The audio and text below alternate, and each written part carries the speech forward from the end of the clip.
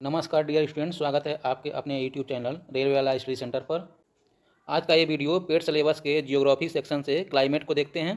तो चलिए शुरू करते हैं। पहला क्वेश्चन हुआ, पछुआ पवनों का अधिकतम वेग देखा जाता है कहाँ पे? इसके ऑप्शन है दक्षिण गोलार्ध में महासागरों पर, दक्षिण गोलार्ध में महाद्वीपों पर, उत्तरी गोलार्ध में महासागरों पर, उत्तरी गोलार्ध में महाद्वीपों पर। तो इसका सही उत्तर हो जाएगा ऑप्शन ए, दक्षिणी गोलार्ध में महासागरों पर पछुआ पवन देखे जाते हैं। पछुआ पवन दोनों गोलार्धों में उष्णकटिबंधीय उच्च दाब क्षेत्र से उपध्रुवीय निम्न दाब क्षेत्र की ओर बहने वाली स्थानीय पवन जो पश्चिम दिशा में बहती है, जिसके कारण इसके पछुआ हवा कहते हैं, पछुआ पवन कहते हैं। इसका सबसे अच्छा विकास कहाँ होता है? 40 डिग्री से 65 डिग्री दक्षिण अक्षांश के बीच पाया जाता है। इसे और भी नाम से जाना जाता है। ये क्या है? इसको कहते हैं गरजता चालीसा, प्रचंड 50 और चीखता 60 भी कहा जाता है। गरजता चालीसा 40 से 50 डिग्री दक्षिण अक्षांश, प्रचंड 50 से 60 डिग्री, चीखता 60 डिग्री से ऊपर। क्वेश्चन नंबर दूसरा डैश है, उसके बाद पूछ रहा है कि दक्षिण श्रृंखला में मासिनराम में दुनिया में सबसे अधिक औसत वर्षा होती है। कौन सी किसके दक्षिण श्रृंखला में? शिवालिक, खासी पहाड़ियाँ, अरावली, नीलगिरी। तो इसका सही उत्तर हो जाएगा ऑप्शन बी, खासी पहाड़ियाँ के दक्षिण श्रृंखला में मासिनराम में दुनिया की सबसे अधिक औसत वर्षा होती है। ये चेरापूंजी से लगभग 16 किलोमीटर पश्चिम में स्थित है। मासिनराम में औसत वर्षा लगभग 11,871 मिलीमीटर होती है, जबकि चेरापूंजी में 11,777 मिलीमीटर वर्षा होती है। तीसरा क्वेश्चन पूछ रहा है कि हिमालय भारत के जलवायु को किस प्रकार प्रभावित करता है। ऑप्शन है ये दक्षिण भारत में मानसूनी वर्षा में कमी लाता है, ये गलत है। ये देश के ग्रीष्मकालीन मानसून के प्रभाव को बढ़ाता है, ये भी अर्ध सत्य है। ये ठंडी हवाओं को उत्तरी भारत में प्रवेश करने से रोकता है, ये सही है। ये उष्णकटिबंधीय हवाओं को भारत की जलवायु को प्रभावित करने की अनुमति देता है, गलत है। तो इसका सही उत्तर हो जाएगा सी, ये ठंडी हवाओं को उत्तर भारत में प्रवेश करने से रोकता है हिमालय। मध्य एशिया से उत्पन्न होने वाली जो ठंडी हवाएं होती हैं, वह इसे एक बाधा के रूप में काम करता है। हिमालय ठंड हवाओं को भारत में प्रवेश करने से रोकता है, जिससे सर्दियों के दौरान अपेक्षाकृत गर्म बना रहता है। नहीं तो भयंकर ठंडी पड़ता है, जैसे यूरोपियन कंट्री में, रूस वगैरह में जो जैसे पड़ता है, उसी तरह से हमारे यहाँ भी ठंड पड़ता है। हवाओं को रोककर हिमालय उत्तरी भारत में संतुलित जलवायु बनाए रखने में मदद करता है। क्वेश्चन नंबर चौथा है, निम्नलिखित में से कौन सा स्थानीय तूफान बंगाल और असम में चाय और चावल की खेती के लिए लाभदायक है?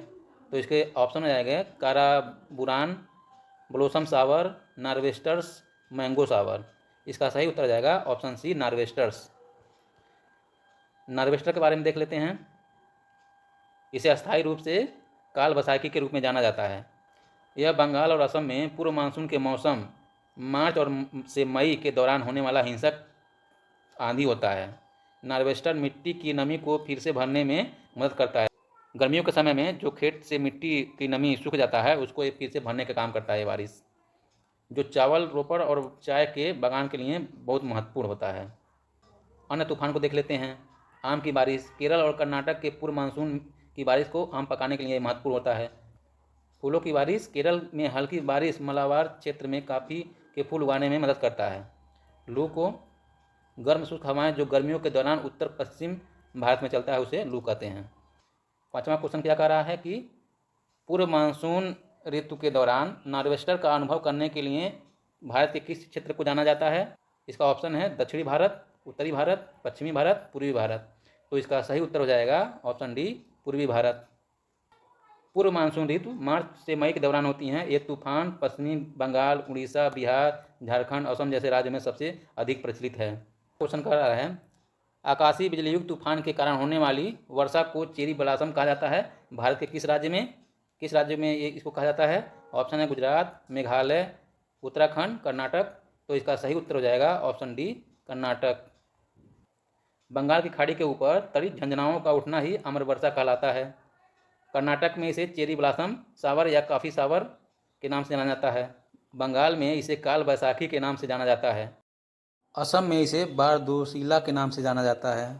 प्री मानसून वर्षा को दिए गए नामों में चेरी ब्लॉसम या आम्र वर्षा भी शामिल है। 7वां क्वेश्चन है, आम्र वर्षा किस प्रदेश में सामान्य है? उत्तर प्रदेश, केरल, महाराष्ट्र, पश्चिम बंगाल। तो इसका सही उत्तर हो जाएगा ऑप्शन बी, केरल। आम्र वर्षा मानसून का पूर्व वर्षा होता है। ये केरल और कर्नाटक राज्य में सामान्य रूप से एक घटना घटित होती है। ये बारिश आमों को पकने में मदद करता है और गर्मी के मौसम के अंत में भी होता है। इसे अप्रैल की बारिश भी कहा जाता है।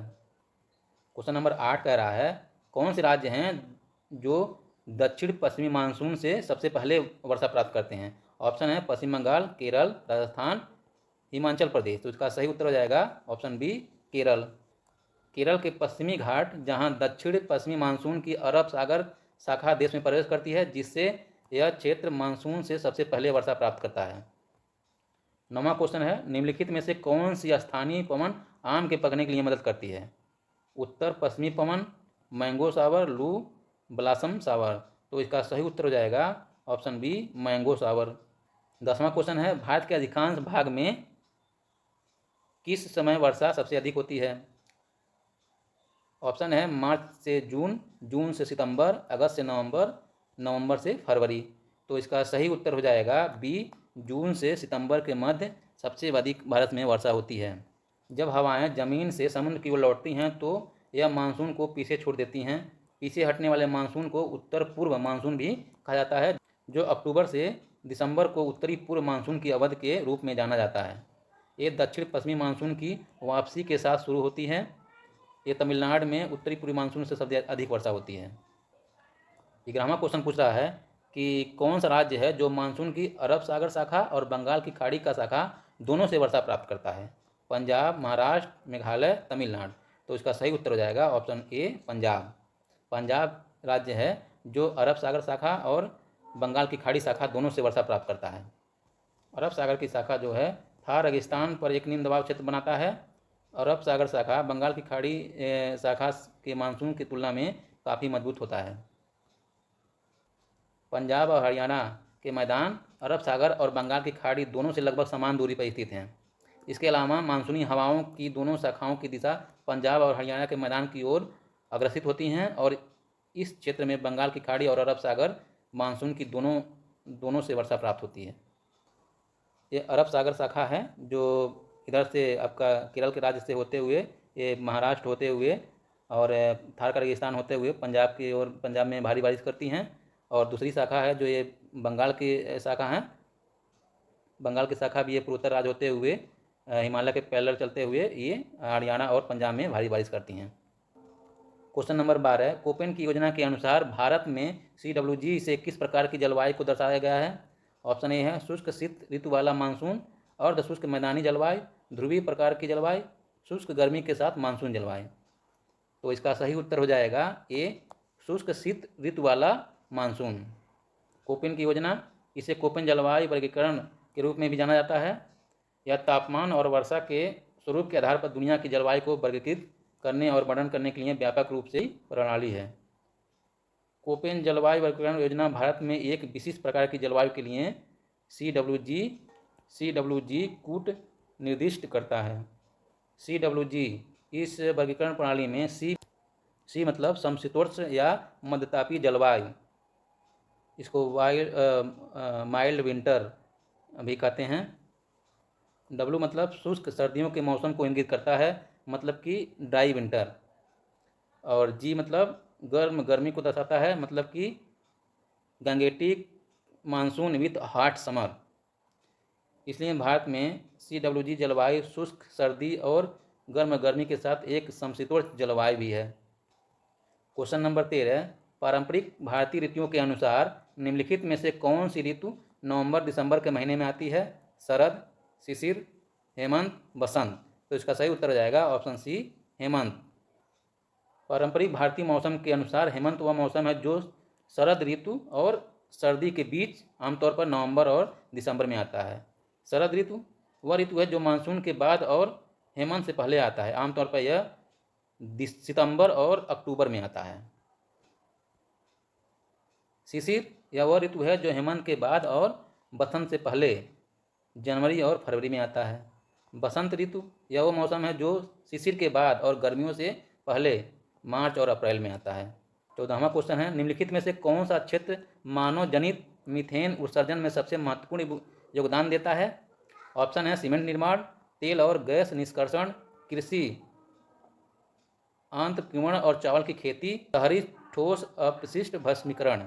तो इसका सही उत्तर हो जाएगा ऑप्शन सी कृषि।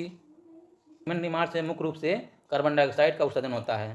तेल और गैस निष्कर्षण प्रसंस्करण और परिवहन के दौरान रिसाव और वेंटिंग के माध्यम से मीथेन उत्सर्जित होता है, लेकिन ये बहुत कम मात्रा में होता है। शहरी ठोस अपशिष्ट भस्मीकरण मीथेन का उत्पादन कर सकता है, लेकिन कृषि और तेल और प्राकृतिक निष्कर्षण की तुलना में इसका योगदान कम महत्वपूर्ण है। क्वेश्चन नंबर 15 है, निम्न में से कौन सी ग्रीन हाउस गैस नहीं है? Methane, carbon dioxide, sulphur dioxide, carbon monoxide. तो इसका सही उत्तर हो जाएगा option C sulphur dioxide. Methane gas GHG पृथ्वी के वायुमंडल में गर्मी को रोक देती है और ग्रीन हाउस गैस में योगदान देती है, जिसे ग्लोबल वार्मिंग होता है।